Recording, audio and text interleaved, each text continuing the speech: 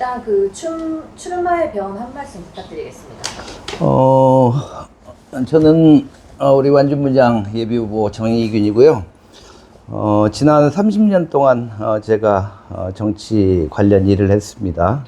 그래서 가장 낮은 지역에서부터 시작해서 옛날에 뭐 중학생부터 70 넘은 할아버지 할머니부터 모셔봤고, 그 다음에는 국회나 중앙당에서 일도 해봤고, 그리고 도에서도 해봤고, 그래서 지난 30년 제가 쌓은 경험을 지역을 위해서 좀 일을 했으면 좋겠다 이렇게 생각을 했고요.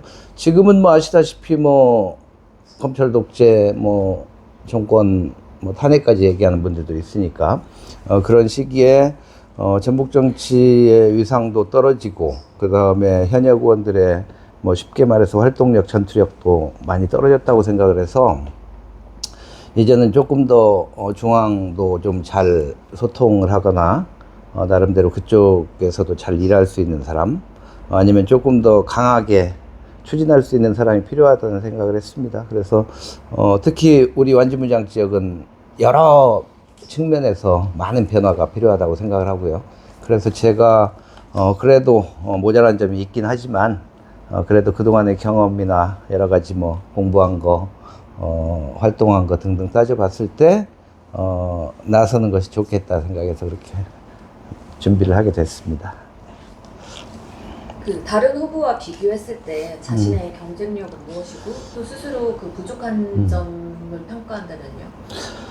일단 다 타 후보하고 봤을 때는 현재 준비하고 있는 세 분의 후보가 다 법조인이에요.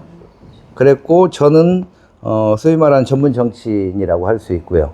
그래서 양쪽의 성격은 확연하게 다르다 이렇게 생각을 하는 거고, 뭐 굳이 제가 조금 장점으로 이제 스스로 생각하는 것은 아까 말씀드렸던 대로 오랜 경험, 정치 관련한 경험, 그 다음에 또 뭐 대한테니스협회장 등을 하면서 쌓은 인맥, 중앙의 정치 인맥, 뭐 이런 등등이 제 장점이라고 생각을 하고요. 저는 이제 법조인이 정치를 하는 것은 그렇게 크게 어울리는 것 같지 않다는 생각을 합니다, 요즘에는. 전에는 국회가 입법기관이기 때문에 법조인이 하는 것이 좋다 이렇게 옛날에는 생각을 했는데 그렇게 성공한 정치인들을 별로 본 적이 없어요. 그래 뭐 이제 그게 그냥 제 생각으로는 정치는 뭔가 새로운 비전도 만들고 이렇게 쭉 끌고 나가는 거잖아요. 선도적인 역할을 해야 되고, 행정은 그걸 잘 관리하고 이렇게 적절하게 잘 문제없이 추진해 나가는 거고. 근데 법조인의 특성이 아무래도 이제 두 가지인 것 같아요. 하나는 어떤 문제에 있어서 내가 주장하는 것도 있지만 내가 그걸 했을 때 어떤 것이 나한테 돌아오느냐를 꼭 생각하다 보니까 효율적으로 아니면 강하게 추진을 못하는 게 있는 것 같고, 저희들은. 그래서 추진력이나 변화나 이런 부분에 있어서 좀 부족하지 않나 그런 생각을 합니다. 그래서 저는 하여튼 지난 오랜 경험, 그 다음에 거기에서 쌓아온 뭐 나름대로 역량과 인맥 이런 것들이 이제 제 장점이라고 그렇게 생각을 하고요. 단점은 저는 이제 제가 국회의원이 되면 문화체육위원회에서 활동을 하려고 그래요. 그래서 그 부분에 있어서는 제가 나름대로 현장 경험도 있고 자신이 있어서 이제 하는데, 그 여타의 다른 부분들은 아직도 모자란 점이 많다. 그래 더 공부해야 된다 이렇게 생각을 하고 있습니다. 남북 문제 하면은 굉장히 좀 어려운 숙제인데요. 예. 현 정부의 대북 정책에 대한 좀 견해하고 앞으로 우리나라가 남북 관계 개선을 위해서 어떤 좀 방향으로 나가야 될지 생각하시고 계신 게 있으면 말씀 좀 부탁드립니다. 그러니까 이제 안타까운 게 남북 문제, 가령 환경 문제라든가 남북 문제라든가 이런 것들은 정권이 어떻게 바뀌든 이게 일관성이 있어야 되는데 그게 항상 정권 바뀔 때마다 기조가 바뀌어서 계속 이렇게 부침을 거듭하는 것이 안타깝죠. 그러니까 이제 여기 있지만 우리 두 대통령들 계실 때 뭐 햇볕 정책이었잖아요. 저는 그 기조가 가장 좋다고 생각을 합니다. 그러니까 대결 구조로 가가지고는 뭐 지금 전쟁이 벌써 훨씬 커졌잖아요, 지난번 정권보다. 그거 하나에서 볼 수도 있듯이, 하여튼 대결 구조의 그 남북 관계는 청산돼야 된다 하는 거고, 어떤 이유에서라도 전쟁은 없어야 된다 하는 게 제 생각이고요. 그건 뭐 세계 어디를 떠나서도. 그래서 하여튼 불필요하게 북한을 자극하거나, 이럴 필요도 없고, 그 다음에 조금 더 나간다면, 전에 문재인 대통령도 김정은하고 대화하고 할 때, 사실은 뭐 다 아시겠지만, 미국의 입김 때문에 아주 100% 자율적으로 뭔가 진행을 못했던 거 아니에요? 그래, 그런 것들도 조금 더 자주적으로 나갈 필요는 있다. 이런 생각을 하고 있고요. 그래서 올해 이제 한 여론조사에서도 봤을 때 한 40% 정도가 남북관계 정상화가 첫 번째라고 이렇게 답을 했습니다. 그래서 우선은 지금은 뭐 다시 완전히 후퇴한 그 대화 완전 끊어졌잖아요. 그래고 전쟁이 더 커졌고, 뭐 저쪽에서는 계속 협박하고 있는 거고, 여기서도 그럼 한번 해볼 테면 해봐라 하는 거고, 그래서 그것을 벗어나는 게 첫 번째고, 다시 전에 했던 경제교류 사업부터 민간교류 이런 등등 시작해야 된다고 봐요. 그건 언제든지. 그래서 하여튼, 저는 이제 이거 남북 관련해서는 연방제 통일 방안이 저는 가장 좋다고 생각을 하는데, 뭐 굳이 그것까지는 아직 나가지 않더라도 하여튼 평화공존 정책이 첫 번째다 그렇게 생각을 합니다. 코로나 때문에 굉장히 많은 국민들이 좀 힘든 시기를 겪었는데요.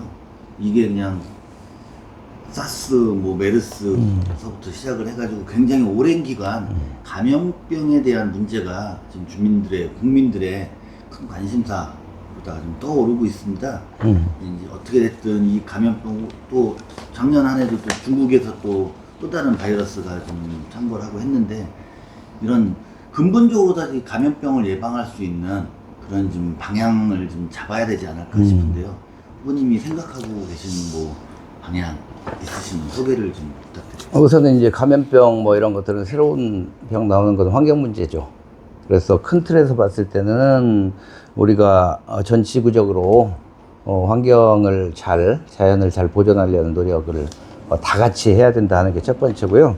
그 다음에 이제 뭐 우리 질병관리본부가 질병청으로 승격도 됐고, 하지만 아직 그렇게 거기서 특별한 권한을 갖고 뭐 선제적으로 아니면 주도적으로 뭔가를 하고 있는 것 같진 않아요. 그래서 그런 질병청하고 문제 이런 것들 있죠.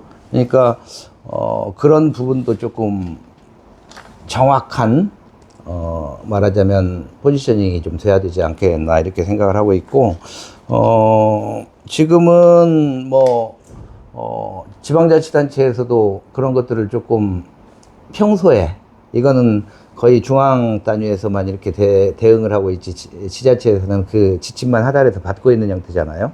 그래서 그런 부분에 대한 재정적 지원 이런 것들이 좀 필요한 게 아닌가 그렇게 생각을 합니다. 그래서 국무총리실 정도에서 그거에 대한 직접적인 대응부터 시작해서 할 수 있는 기구를 마련해 가지고 항상 상시적으로 그거를 대비해야 되지 않을까 그렇게 생각하고 있습니다. 후보님도 체감하실 거라고 생각하는데요. 현재 농촌과 도시의 의료 서비스 격차 문제가 굉장히 심각합니다. 그 농어촌 지역의 마지막 보루라고 할 수 있는 공중보건에도 갈수록 줄어드는 양상인데요. 후보님께서 생각하는 농촌 지역의 의료 서비스 수준을 높일 수 있는 방안은 무엇이라고 생각하시나요? 그게 이제 뭐 모든 게 수도권 쏠림 자본주의 사회에서 그럴 수밖에 없잖아요. 그러니까 의료도 마찬가지죠. 그래서 이제 저는 우리 지역을 봤을 때, 물론 이제 뭐 전체 농촌에도 해당되지만은, 보훈병원이 됐든 아니면 의료원에 조금 더, 뭐라고 해야 되나? 확장 아니면 질적으로도 좀 상승시키려는 실제적인 역할을 할 수 있는 그런 그 병원들을 좀 많이 지원해서 둬야 된다고 생각을 해요. 그래서 이제 제가 공약한 것 중에서 완주 같은 경우도 서울의 큰 유명 병원에 분원을 놓든가 아니면 보훈병원을 놓든가 뭐 아니면 공공의료원을 설립하든가 이 세 가지 방안으로 지금 추진을 하겠다 말씀드렸는데, 이제는 농촌 지역의 모든 것이 대부분의 것이 그렇겠지만, 복지 분야 같은 경우는 이제 국가 주도로 정확하게 큰 틀에서 뭔가 해줘야 되지 않나 그렇게 생각을 합니다. 그래서 의료는 하여튼 뭐, 만약 그게 아니면 이제 부차적으로 뭐 비대면 의료라든가 이런 등등의 방법들도 좀 생각할 수 있을 것 같고요. 그 다음에 아까 공중보건이 뭐 이런 말씀드렸지만, 처우 개선이 우선 1차적이겠죠. 와서 뭐 힘들고 돈 적게 주고 하니까 당연히 안 오려고 하겠죠. 그래서 그런 부분까지 해야 된다고 생각합니다. 전지구적 그 기후 위기가 좀처럼 해결될 기미를 보이고 있지 않는데요. 후보님이 생각하는 기후 변화 대응을 위한 완진무장 지역의 대응 전략과 대책은 무엇이라고 생각하십니까? 기후위기를 뭐 완전무장으로 딱 한정해서 대책 대안까지는 생각 안 해봤고, 전 지구적으로 가장 큰 문제가 저는 기후위기라고 생각하거든요. 지금은 뭐 전쟁이나 이런 것보다 그게 더 큰 문제죠. 그래서 뭐 0.5도가 상승하면 뭐가 어떻고 막 이런 거 있잖아요. 근데 이제 우리 국회에 보니까 몇 가지 법이 있어요. 뭐 기후위기 대응을 위한 탄소 중립 녹색 성장 기본법, 온실가스 배출 뭐 이런 등등이 있는데, 가장 큰 게 지금 생활 쓰레기나 뭐 이런 부분이잖아요. 그래서 그런 것은 저는 욕을 좀 먹더라도 정말로 강하게 규제를 했으면 좋겠다. 다른 뭐 경제나 이런 쪽으로는 저는 규제를 풀어야 된다고 생각하는 사람인데, 그 부분에 있어서는 정말로 세게 해야 된다고 생각을 해요. 그래서 그렇고 뭐 탄소세 관련해서도 여러 가지 법들이 뭐 준비되고 계류되고 이렇게 하고 있는 걸로 알고 있는데, 그런 것들도 정말 세게 해야 되고, 그 다음에 신재생 에너지나 이런 것들에 대한 개발 부분, 그리고 활용 부분에 대해서 조금 더 국가에서 노력하고 확대해야 되지 않나 그렇게 생각하고 있습니다. 네, 지역별 질문으로 넘어가도록 하겠습니다. 완주군에 대한 질문입니다. 요즘 전주, 완주 통합 문제가 뜨거운 감자로 떠올랐는데요. 후보님께서는 지역구 국회의원 후보로서 이런 현상을 어떻게 바라보고 계시나요? 저는 이제 전주 완주 통합 문제에 대해서는 몇 가지 이제 제가 생각하는 원칙인데, 현재 단계에서는 통합이냐 반대냐 이 문제가 아니고, 전주와 완주가 양쪽이 서로 연대하고 상생해서 양쪽에 도움될 수 있는 방안을 찾아야 된다 하는 게 기본적인 생각입니다.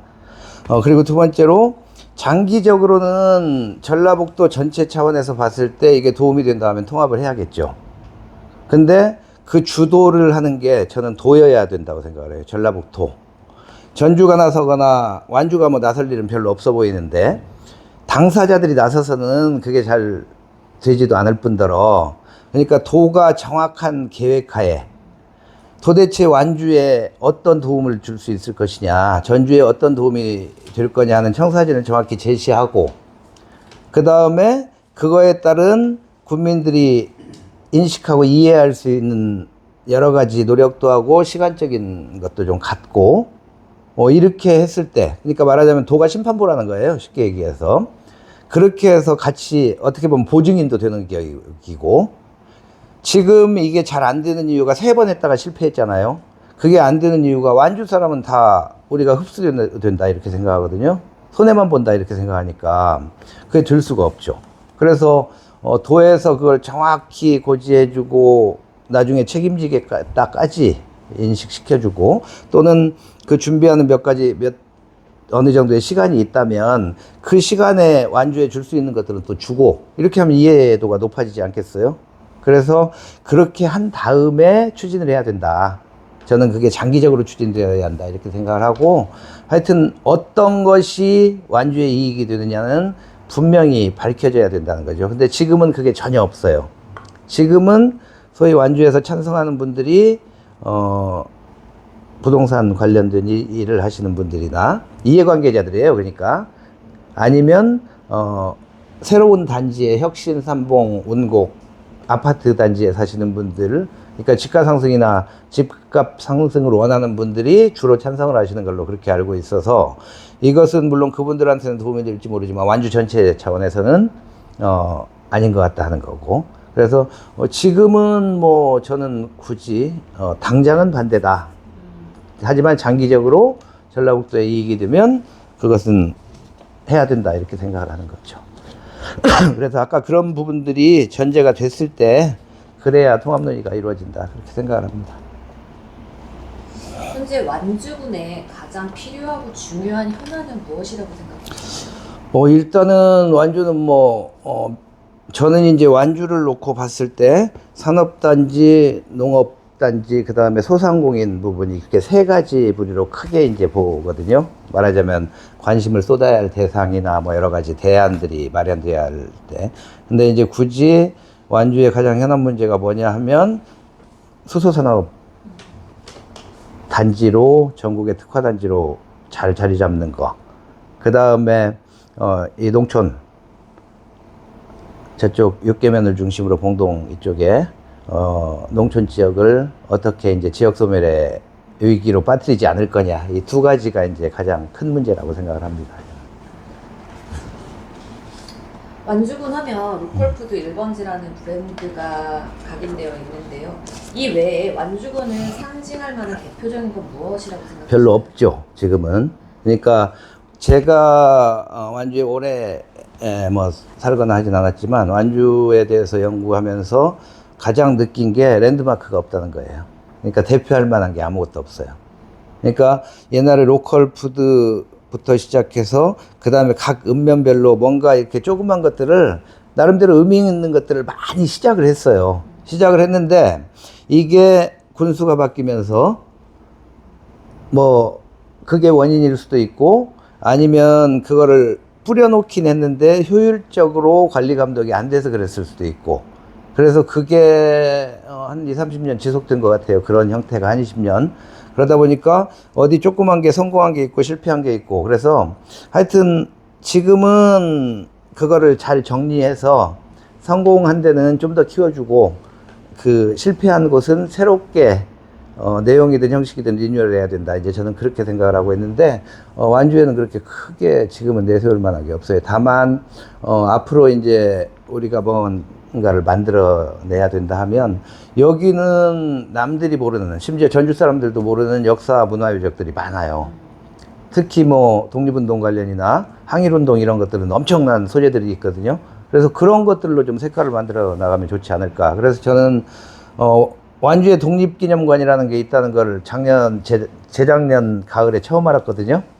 그래서 거기 같은 경우를 여기 일문구사도 있고 뭐 여러 가지 있잖아요. 이쪽에 소재들이 다 이렇게 모아서 독립 뭐 항일운동 기념공원 뭐 이런 형태로 좀 만들고 뭐 했으면 좋겠다. 그래서 그 다음에 천주교나 이런 종교적 소재들도 엄청 많고요. 그래서 그런 것들로 뭔가 몇 가지 테마를 만들면 좋지 않을까 이렇게 생각을 하고 있습니다. 지난 쪽도 몇 가지 좀 말씀을 좀 드리고 싶은데요. 그 산업단지, 농공단지가 지역마다 있는데 좀 산업단지, 농공단지가 활성화된 지역은 그래도 지역이 좀 활기를 띠고 하지만은 이제 산업단지, 농공단지가 이제 침체되어 있는 지역은 그만큼 또 지역이 또 굉장히 힘든 상황에 좀 직면해 있는 경우도 있는데. 진안 같은 경우는 또 산업단지, 농공단지가 상수원 보호구역 내에 있기 때문에 오폐수 시설을 해야 되는 그런 어려움도 있고 그런 곳에 좀 지어졌기 때문에 굉장히 침체되어 있는 게 사실인데요. 일단은 뭐 진안 장수 무주뿐만이 아니라 전체적으로 봤을 때 우리나라를 전체로 봤을 때 농촌 지역의 산업단지, 농공단지를 좀 활성화가 돼야지 말씀하셨던 지역 소멸 위기도 좀 벗어날 수 있을 것 같은데 산업단지, 농공단지의 활성화 방안이 있다면은 좀 어떤 구상을 좀 하고 계시는지. 그러니까 이제 성공한 데가 그렇게 많지 않거든요. 농공단지가. 뭐 이제 여기 완주 같은 경우 2차 산업단지까지 지금 이제 뭐 다 분양이 됐으니까 좀 여기는 좀 낫죠. 그래도. 그리고 수소산업이 있고 큰 공장들이 있고 하니까 좀 나은데 군 단위의 농공단지들은 사실은 기업들이 오래 유지를 못하니까 망하는 기업도 많고 하다 보니까 이게 자꾸 비고 뭐 이러잖아요. 근데 이제 저는 그것도 지역 특화형으로 좀 갔으면 좋겠다 생각을 해요. 가령 완주 같은 경우 산업단지가 뭐 수소 관련 뭐 이런 등등이어야 되고, 진안 같으면 뭐 K푸드나 김치나 이런 등등 좀 이렇게 집적화된 그런 단지로 가면 그래도 조금 좋지 않을까. 그리고 군에서도 같이 만약에 이제 그런 형태의 어떤 단지가 조성된다 하면 진안김치 뭐 이런 형태로 홍보를 좀 해줄 수도 있고 도움을 좀 줄 수 있지 않겠어요? 그러면 좀 더 나아지지 않을까, 저는 그 생각하고 있습니다. 근데 이제 들어오는 기업들이 그냥 처음에 농공단지를 만드는 것이 대체적으로 그때 당시 군수들이 어떤 치적으로 이렇게 시작을 했고, 그 다음에 뭐 하여튼 무조건 분양만 하면 된다 뭐 이런 방향성이 없이 하다 보니까 그게 이제 들쭉날쭉할 수밖에 없었죠. 그런 면이 가장 중요하지 않을까 생각합니다. 지금 농촌 지역도 다른 문제가 이제 작은 학교 폐교 문제거든요. 학생 수 감소. 예. 지난번도 작년 같은 경우 굉장히 지금 작은 학교들 살리기 위해서 많은 노력들을 해오고 있는데 일단은 과제일 것 같아요. 이 작은 학교를 없애지 않고 계속 지역에서 이제 활동할 생성 계속 이어갈 수 있게 만드는데 어떤 좀 구체적인 방안이라든지 생각하고 계신 게 있으시면은. 뭐 구체적인 방안이라기보다도 일단 첫 번째는 저는 통폐합은 안 했으면 좋겠다 하는 게 이제 제 생각이에요. 그러니까 우리가 뭐 농업 얘기할 때 꼭 경제적인 문제 말고도 식량안보 뭐 이런 측면의 걸로 이해를 하잖아요. 그렇듯이 교육 또한 그게 꼭 경제 논리로만 이렇게 판단하고 뭐 할 수는 없다 이런 생각이고, 특히 지역이 이제 죽어가는데 그것까지 계속 모아가면 가령 이제 이렇게 생각해 볼 수 있잖아요. 진안무주 장수군이 다 2만 명 이하로 이제 줄어들고 이게 군으로서 사실은 인구로 봤을 때는 이게 상실할 시기가 올 거예요. 그럼 그거 다 통폐합할 거예요. 예를 들어서. 그러니까 그렇듯이 학교도 일단 유지가 됐으면 좋겠다는 거고, 근데 이제 그게 꼭 그것만의 뭐라고 해야 되나, 정책, 뭐 이것은 뭐 교육청에서 해야 될 일이겠지만 그것보다는 지역의 다른 정책들과 같이 연계해서, 그러니까 지역하고 잘 융합해서 학교도 이렇게 같이 해나가는 뭔가가 필요하다. 그거에 대해서는 전 군이 공동체적인 그런 생각을 갖고 같이 좀 고민했으면 좋겠다는 그런 생각이죠. 근데 뭐 어려운 문제긴 해요. 지금 그게 자꾸 줄어가고 뭐 하다 보니까. 근데 이제 일부 뭐 정승초등학교나 이런 데처럼 성공한 사례들이 있긴 하지만 그 사람들을 끌어들일 소스가 없으면 모든 학교를 그렇게 살릴 수도 없는 거고, 그래서 조금 고민스러운 면이 있죠. 근데 꼭 학교의 역할보다는 저는 지역 커뮤니티의 그런 역할들, 그런 것들을 같이 좀 할 수 있는 뭔가 사업들을 좀 구상해 보면 좋지 않을까, 그렇게 생각을 하죠, 학교에. 전체적으로 다 이제 작년 같은 경우는 농촌 어울림학교라든지 농촌 유학이라든지 이런 걸 통해 서울이나 경기 쪽에서 많은 학생들이 전학을 오고 또 초등학교를 진안에서 다니고 서울 올라가야 되는데 그냥 머무르러서 중학교를 진학하고 고등학교를 진학하고 하는 친구들이 좀 생기더라고요. 전 국회에서 이제 만약에 입성을 하시게 되면은 그런 좀 정책적으로다가 그 농촌의 작은 학교에서 공부하고 싶고 아토피라든지 이런 걸 극복하기 위해서 농촌을 좀 선호하는 학생들을 위해서 좀 지원할 수 있는 그런 제도적인 근거도 마련도 좀 필요할 것 같다는 생각은. 그러니까 이제 제가 꼭 생각하는 것 중에 하나가 청년 정책, 육아 정책 모든 것들이 그냥 자금 지원에서 항상 끝나버리는 측면들이 있어요. 근데 그 연속성을 좀 가졌으면 좋겠다 생각하는 거고, 특히 청년 문제나 이런 것들은 새로 들어오는 청년들은 지원을 해주는데 거기에서 오래 살고 있는 사람들은 안 해요. 그러니까 아까 그런 귀촌을 하고 이런 분들도 가령 5년을 살았으면 10년을 살았으면 그에 걸맞는 지원들을 해준다든가, 난 이런 정책들을 만들었으면 좋겠다는 거예요. 그러니까 소위 말하는 집토끼들을 잡을 수 있는, 그러면 뭐 아무래도 조금 나아지겠죠, 그런 것들은. 예, 제가 이제 가장 크게 생각하는 문제, 우리나라에서 가장 큰 문제가 양극화하고 지방소멸이거든요. 그래서 그 부분에 있어서는 정말 좀 깊숙이 공부를 좀 하려고 고민을 하려고 생각하고 있습니다. 지난해에서 지금 제일 좀 이슈나 뭐 현안이 되고 있는 것 중 하나가 이제 환경 보존하고 좀 개발을 둘러싼 그 갈등이거든요. 마이산 케이블카 문제가 지금 중단된 지 얼마 안 됐는데 지금 다시 이제 모노레일이라든지 양수발전소라든지 수상 태양광이라든지 대규모 사업들이 준비 중이거나 계획 중에 있는 걸로 알고 있는데요. 이게 과연 환경 보존과 그 개발 사이에서 어떤 좀 기준을 가지고 접근을 해야 되는지 굉장히 좀 혼란스러운 부분들이 많더라고요. 특히 아까 전에 말씀드렸던 전국 특별자치도가 생기면서 많은 그 환경부라든지 정부로서의 그 규제에서 벗어날 수 있는 부분들이 많이 있기 때문에 뭐 자칫하면은 난개발로다가 이어질 수 있다라는 우려가 생기는 상황도 벌어질 수가 있을 것 같은데, 이런 환경 보존과 개발 사이에서 그 발생하는 갈등을 어떻게 좀 바라봐야 될지 말씀드립니다. 뭐 이제 개발은 뭐 필연적일 수밖에 없죠. 근데 저는 우리 지역에 놓고 봤을 때는 특히 무진장 지역 같은 경우는 굳이 그거를 어떤 게 먼저냐 이렇게 생각하면 저는 환경 쪽이에요. 그러니까 특히 여기 완주에서도 우리 완주 군수님은 좀 싫어하실지도 모르겠는데 만경강 개발 말씀 많이 하시거든요. 그러니까 만경강 같은 경우도 옛날에 무슨 개발 독재 시절에 뭔가를 막 깎고 새로 세우고 해서 뭔가를 좋은 걸 만드는 것보다는 저는 있는 것을 보존하면서 사람들이 자연 그대로의 것을 뭔가 취할 수 있게 향유할 수 있게 하는 게 중요하다 이런 생각이고, 특히 지난해 이제 현안 중심으로 말씀드리면 모노레일 이런 건 저는 전혀 불필요하다고 생각해요.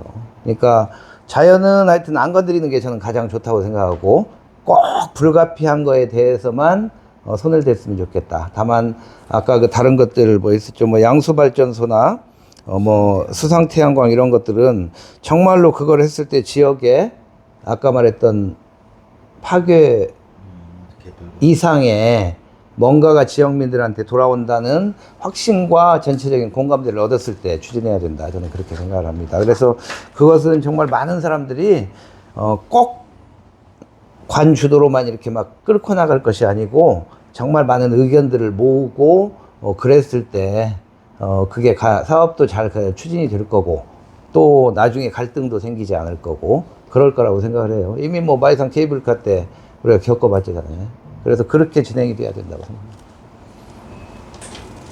네, 무주에 관련한 질문 드리겠습니다. 현재 무주구는 지역민의 교통복지 실현을 위해서 농어촌 버스 완전 공영제 전환을 추진하고 있습니다. 하지만 무진장 여객으로부터의 노선 분리라든지 아니면 막대한 제한 확보 등 좀 문제들이 산적해 있어서 추진이 어려운 상황인데요.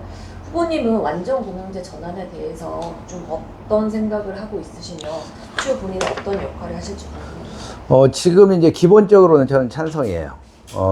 시골에는 그렇게 안 할 수 없다 이러는 거고, 다만 그걸 추진하는 과정에서 정말로 지역에 맞는 방식에 맞는 노선을 잘 수립했으면 좋겠다는 생각이고요. 근데 문제가 예산이겠죠, 그건. 근데 이제 저는 뭐 각 군의 예산을 사용하는 걸 이렇게 뭐 아주 속속들이 들여다보지는 않았지만 절감할 수 있는 게 많다고 생각을 하거든요. 물론 공영제, 무주군 같은 경우 공영제 하는데 얼마의 예산이 되는지는 모르겠어요. 아직 제가 그런 공부를 안 해봐서 모르겠는데 가령 완주군 같은 경우 봤을 때 조그만 소규모 축제들, 마을 축제나 이런 것들이 너무 많아요. 이건 제 생각인데, 그러니까 그런 예산만 모아도 저는 다른데 충분히 복지나 이런 쪽에 의미 있게 쓸 수 있겠다 이런 생각을 많이 했어요. 그래서 제가 되면 저는 개별 예산을 어떻게 쓰느냐 하는 것은 당연히 이제 군수가 하겠죠. 그리고 의원들이 지방 의원들이 그걸 관리 감독하겠지만, 전체적인 큰 틀에 있어서 가령 뭐 무슨 개발 예산 건설이나 뭐 토목하는 예산, 그 다음에 우리 뭐 복지, 문화예술 뭐 다른 이런 큰 틀에서는 제가 군수들하고 좀 상의해서 큰 틀은 좀 얘기를 해야겠다 이런 생각을 하고 있어요. 그래서 아까 그런 부분들은 저는 뭐 충분히 할 거고 이제 잘 알아봐서 공영제에 필요한 여기뿐 아닐 거란 말이에요. 그건 만약 그게 필요하다면 법안 발의를 할 수도 있을 거고 그게 뭐 다른데 어떤 형태로든 뭐 공모가 됐든 뭐가 됐든 끌어들일 돈이 있으면 같이 해야죠. 그건. 근데 저는 그 생각은 오래전부터 하고 있었어요. 지역에 필요하다는 것. 그래서 완주 같은 경우는 전주에서 이거 하는데 전주에다 1년에 거의 100억 가까이 돈 주거든요. 그쪽에서 오는 거. 그래서 차라리 저는 돈 모아서 여기서 먼저 하자. 그러니까 완주 버스 만들자. 저는 그런 생각인 거고.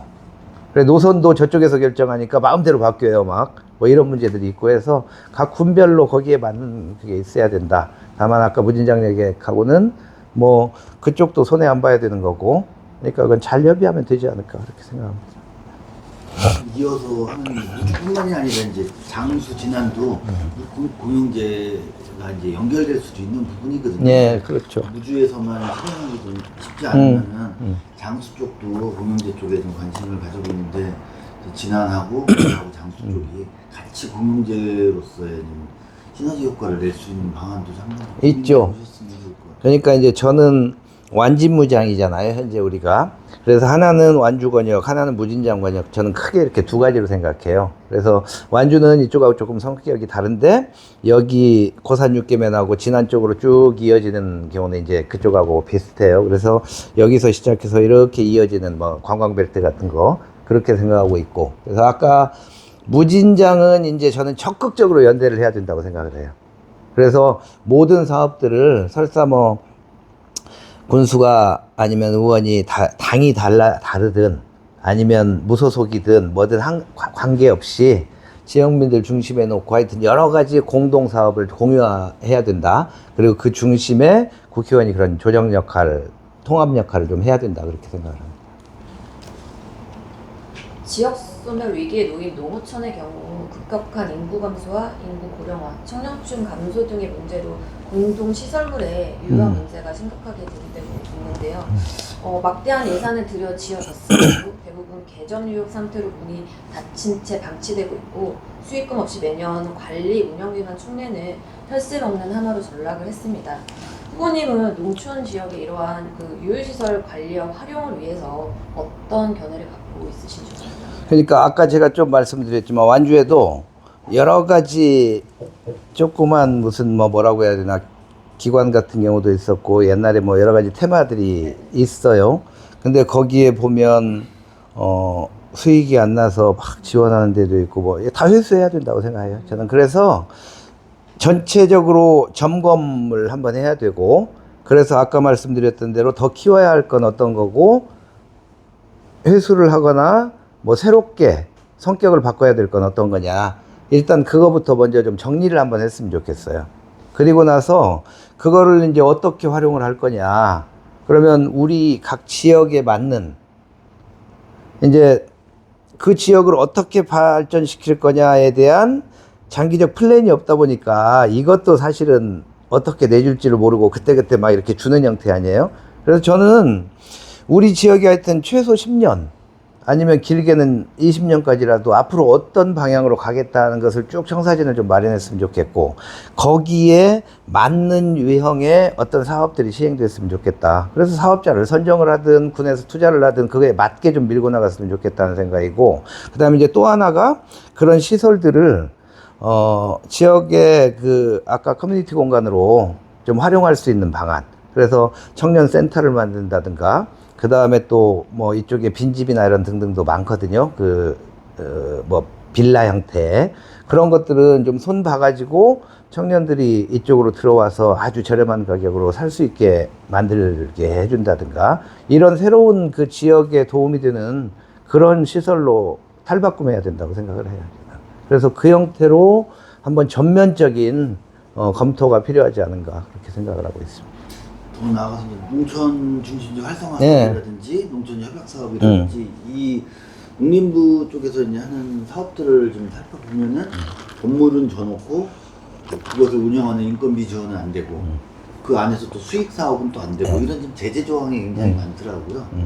농촌 지역에서 이제 그런 수익 사업도 못하고 인건비 지원도 안 되면서 이제 그걸 활용할 관리할 수 있는 이런 좀 인력이라든지 이게 수익 구조가 안 되기 때문에 그런 경우가 많이 발생하는 것 같은데 그런 좀 제도적인 문제도 좀 한번 따져보셔야 될 것 같아요. 그러니까 이제 국가 공모 사업이 어느 부처든 관계없이 뭐 그거 자체는 유의미해요. 좋아요. 좋은데 이 사람들이 이제 쉽게 말해서 너무 제약이 많은 거죠. 그러니까 돈 빼먹을까 봐서 뭐 할까 봐서 이것 때문에 너무 걱정이 많아요. 근데 사업을 시작했으면 저는 그쪽에다 전면적으로 맡기는 게 필요하다고 보는 거고 그거를 정말 감독을 잘하는 것이 그게 더 민주적이고 더 선진적인 거 아닌가 이런 생각을 합니다. 제가 이제 대한테니스협회 하면서도 국가공모사업 하잖아요. 그러면 가령 나는 A 사업을 하는데 여기 이제 완주에 와서 한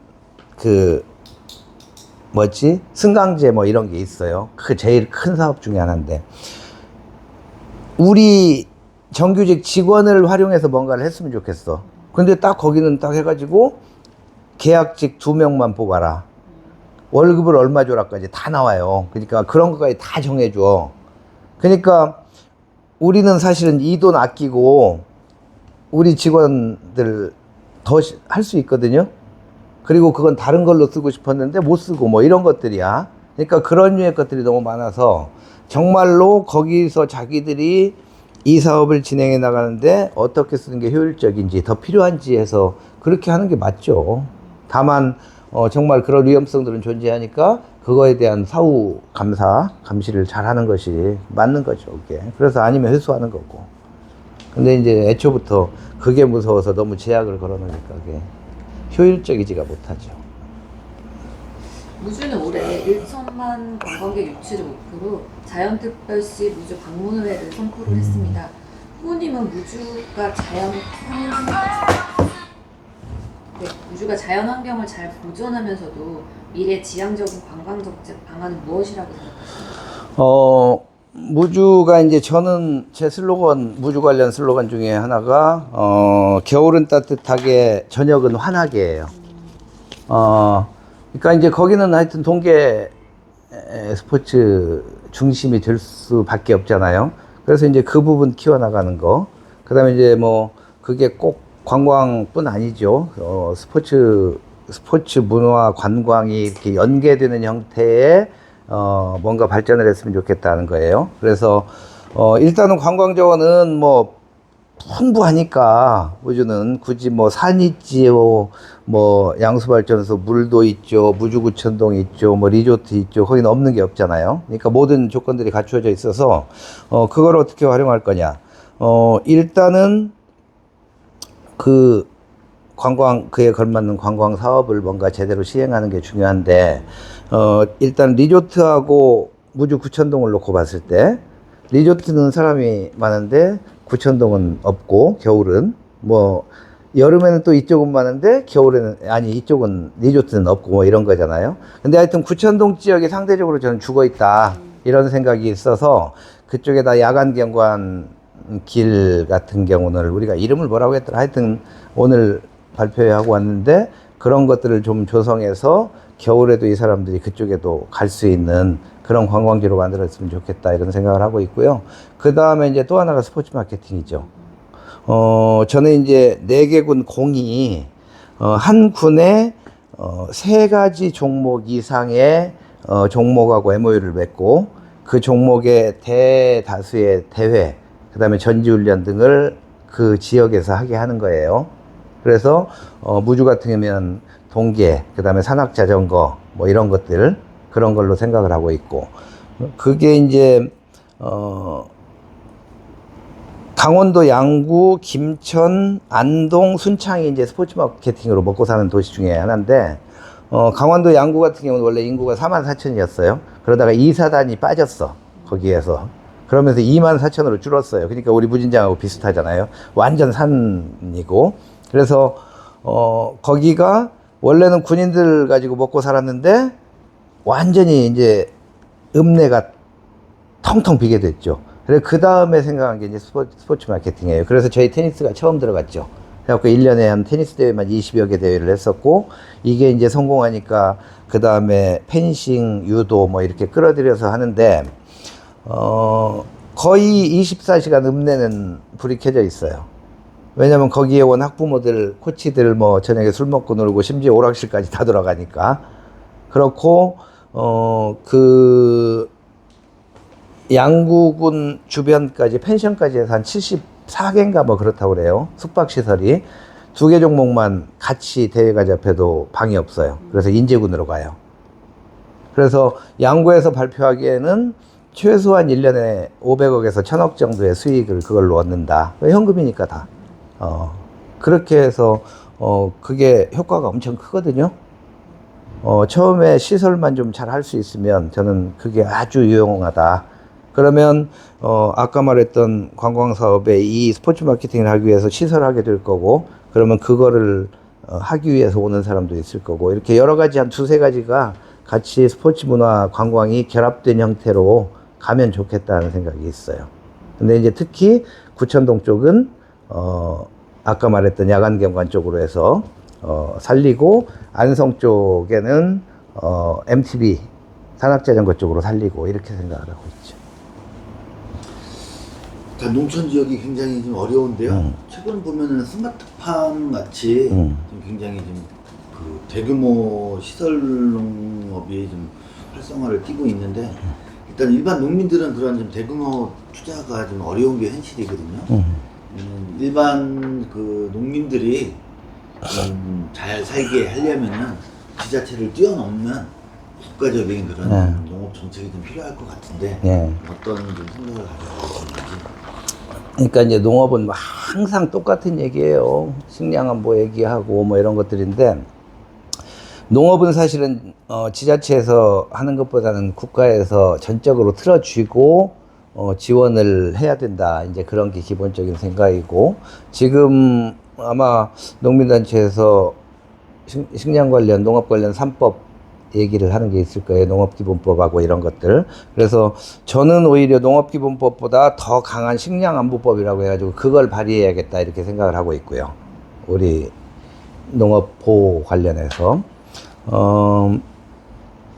그래서 국가가 하여튼 농업은 다른 여타의 산업과는 좀 다른 영역으로 생각해서 하여튼 전면적으로 보존하고 보호하고 지원하는 그런 체계가 돼야 된다는 거고, 지역에서는 어쨌든 이제는 옛날처럼 소농 형태로 가는 거는 조금 변화를 줘야 되지 않겠나. 그리고 아까 말씀드렸던 스마트팜이나 이런 형태로 그 농업의 방식도 조금 변화해서 우리는 이제 지역에서는 그런 노력들을 좀 해야 된다. 그랬을 때 그게 어느 정도라도 유지하고 보존하고 나갈 수 있다. 이제 그렇게 생각을 합니다. 마지막으로 장수 같은 경우는 전라북도에서 가장 작은 지자체에 좀 하는데요. 다른 농촌도 마찬가지로 청장년층이 들어오는 농촌을 위해서는 여러 가지 좀 고민들이 좀 많이 필요할 것 같습니다. 장수뿐만이 아니라 소멸되어 지역 소멸 위기에 있는 작은 지자체들이 좀 활성화될 수 있도록 그 인구 유입 정책이라든지 이런 것들도 국가적으로다가 좀 많은 고민이 좀 필요할 듯한데 좀 생각하고 계시는 그런 개선 방안이 있다면 어떻게 그러니까 이제 지방소멸 부분으로 좀 연계해서 얘기를 해봐야 될 것 같은데요. 지방소멸 이제 그거는 하여튼 인구 줄어드는 거 아니에요. 인구가 줄어드는 이유는 기회가 적으니까 새로 유입은 없고 뭐 돌아가시는 분 아니면 나가는 사람 이렇게 유출만 많은 거고, 그래서 지역을 어떻게 기회의 땅으로 만드느냐 하는 게 제일 첫 번째 기준인데, 근데 참 어려운 일이죠 그게. 근데 이제 아까 말씀드렸던 대로 농촌 지역 아직 농업 인구가 많긴 하지만 꼭 농업에만 막 목맬 것도 아니고, 그 지역을 가장 지역의 특색, 장점들이 뭐냐 해서 그걸 살리는 것이 그래도 조금 그 지역의 기반을 좀 높이는 길 아닌가 이렇게 생각을 하고 있고, 저는 하여튼 이쪽 6개면부터 아까 이제 완주를 산업, 농업 이렇게 소상공인 뭐 이렇게 3가지 부류로 나눴다면, 저쪽에 이제 고산 6개면부터 시작해서 무주까지는 농업하고 관광이라고 생각을 해요. 2가지. 그래서 기존에 농업을 했다면 지금은 관광 산업을 좀 더 키워서 이걸 통해서 지역을 조금 더 유지하거나 지역의 부를 조금 더 생산하는 형태, 그걸 지금 고민하고 있고요. 그런 형태로 가는 것이 우리 지역은 제일 좋지 않은가. 그래서 환경도 개발보다는 저는 자연스러운 거를 더 유지하는 것이, 보존하는 것이 훨씬 좋다. 개발은 아까 말했던 그 지역의 문화역사유산이나 이런 등등만 조금 남들한테 잘 보여질 수 있도록 하는 정도의 수준에서 했으면 좋겠다는 게 이제 제 생각이고요. 근데 이제 하여튼 지방소멸 문제는 정말로 뚜렷한 답이 없는 것도 현실이고요. 근데 그것은 억지로 하지 않으면 안 되죠. 옛날에 노 대통령이 수도권 이전시키고 그렇게 그때 얼마나 저항이 셌어요. 그렇게 하지 않았으면 지금 뭐 세종이 됐든 우리 혁신도시가 됐든 없죠. 그건 하여튼 일관되게 진행해서 했었으면 좋았을 텐데 그게 안 돼서 조금 안타까운 면이 있고요. 그래서 그런 류의 노력을 저는 하려고 생각하고 있습니다. 국회에 가면은.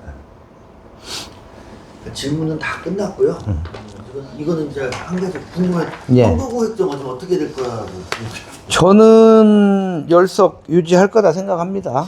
예, 전라북도에 열석 유지할 거다 생각하고요. 만약에 그거를 유지하지 못하면 전라북도 현역들은 다 그만둬야 돼요. 진짜로 그걸 강력히 얘기를 할 거고. 그러니까 뭐라고 해야 되나, 우리는 이제 정말 벼랑 끝에 섰어요, 전북은.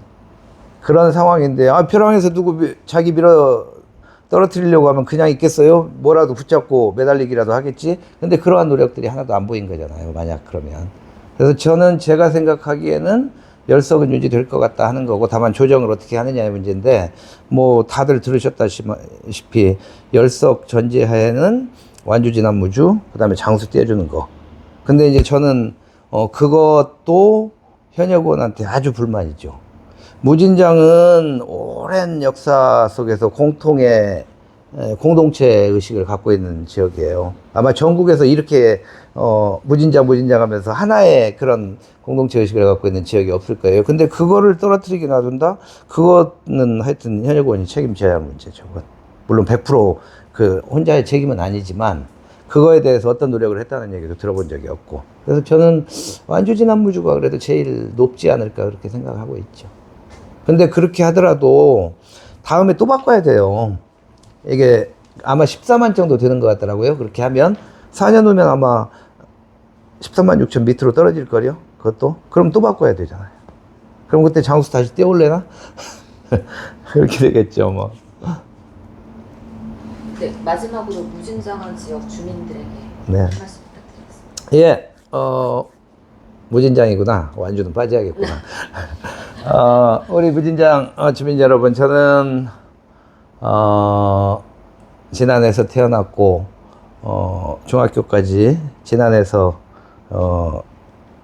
커나갔고요. 그리고 20대 때 이제 저희 가족이 정치를 해가지고 그때부터 지금까지 한 30년 지역하고의 관계를 계속 유지하고 커왔죠. 그랬고 저를 키워주는 데도 그쪽이고 저한테 뭔가를 가르쳐 주는 데도 무진장이고, 그리고 제가 지금까지 성장할 수 있도록 해줬고, 그래서 제가 그동안 30년의 경험이나 이런 것들을 지역에 이제 저도 이제 노년으로 들어가잖아요. 내일 모레면 60대니까. 그래서 마지막 뭔가를 쏟아보고 싶다. 그래서 제가 가진 능력 중에서 제가 가장 잘할 수 있는 것 같은 게 정치였고, 그 다음에 또 제가 개인적으로 가장 하고 싶은 게 정치였고, 그래서 원 없이 한번 해보려고 하니까요.